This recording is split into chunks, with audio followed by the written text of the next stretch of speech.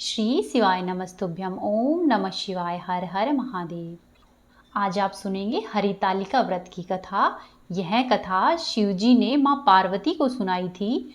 भगवान शिवजी ने इस कथा के द्वारा माता पार्वती को उनका पिछला जन्म याद दिलाया था।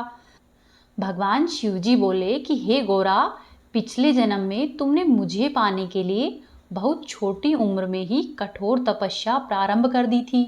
तपस्या के दौरान तुमने ना तो कुछ खाया और ना ही पिया, केवल हवा और सूखे पत्ते के द्वारा ही जीवन निर्वाह किया। जला देने वाली गर्मी हो या फिर कपकपा देने वाली ठंड हो, तुमने उसमें भी अपनी तपस्या नहीं छोड़ी।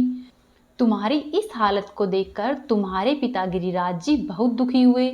उनको दुखी देखकर नारद मुनि तुम्हारे पिताजी के पास आए और उनसे कहने लगे कि मैं भगवान विष्णु के भेजने पर यहाँ पर आया हूँ।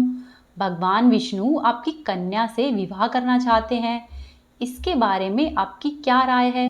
नारद जी की ऐसी बात सुनकर आपके पिता बोले कि अगर भगवान विष्णु यही चाहते हैं तो मुझे इस विवाह से कोई आपत्ति नहीं है। परंतु जब तुम्हें इस विवाह के बारे में पता चला तो तुम बहुत दुखी हुई।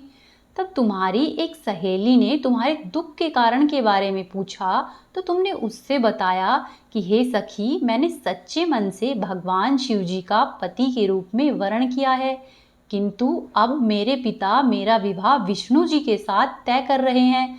मैं विचित्र धर्म संकट में हूँ, इसीलिए अब मेरे पास प्राण त्यागने के अलावा और कोई उपाय नहीं है। तब हे गोरा, तुम्हारी वह सखी बहुत ही समझदार थी।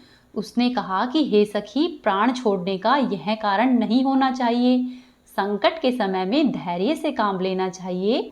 नारी के जीवन की सार्थकता इसी में है कि जिस मनुष्य को एक बार पति के रूप में चुन लिया जाए, जीवन पर्यंत उसी के साथ निर्वाह करे।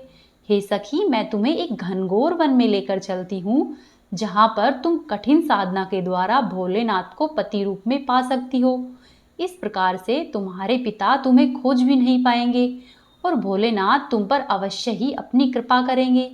आगे शिव जी कहते हैं कि हे गोरा, इस प्रकार तुमने सखी के कहे अनुसार वन में जाकर कठोर तपस्या की।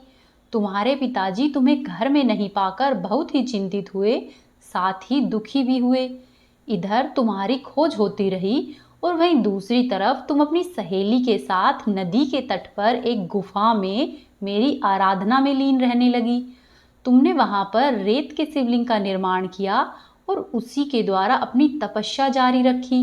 तुमने इतनी कठोर तपस्या की कि तुम्हारी तपस्या के प्रभाव से मेरा आसन हिल उठा और मैं शीघ्र ही तुम्हारे पास पहुंचा और तुमसे मनवांछित वरदान मांगने के लिए कहा। तब अपनी तपस्या के फलीभूत मुझे अपने सामने पाकर तुमने कहा कि मैं आपको सच्चे मन से पति के रूप में चुन चुकी हूँ। यदि आप सचमुच मेरी तपस्या से प्रसन्न हैं और यहाँ पर पधारे हैं तो हे प्रभु, मुझे अपनी अर्धांगिनी के रूप में स्वीकार करें। तब मैं तथास्तु कहकर कैलाश पर्वत पर लौट गया। उसी समय तुम्हारे पिताजी गिरिराज जी अपने बंधु और बांधवों के साथ तुम्हें खोजते हुए वहां पर आ पहुंचे। तुमने उनको सारा वृतांत कह सुनाया और साथ ही यह भी कहा कि मैं घर पर तब जाऊंगी यदि आप महादेव से मेरा विवाह करेंगे। उस समय तुम्हारे पिता मान गए और इस तरह से हमारा विवाह संपन्न हुआ। आगे शिवजी कहते हैं कि हे गोरा, इस व्रत को निष्ठा से करने वाली प्रत्येक स्त्रियों को मैं मनोवांछित फल देता हूँ। साथ ही इस प्रकार तुम्हारी सखी ने तुम्हारा हरण किया था, इसीलिए ही इस व्रत का नाम हरितालिका व्रत हो गया। जिस दिन माता पार्वती को शिवजी ने आशीर्वाद दिया था, उस दिन भाद्रपद माह के शुक्ल पक्ष की तृतीया तिथि थी। इस व्रत को करने से भगवान शिवजी और माता पार्वती का आशीर्वाद प्राप्त होता है।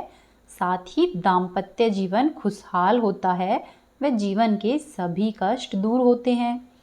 बोलो शिव शंकर महाराज की जय, माँ पार्वती की जय।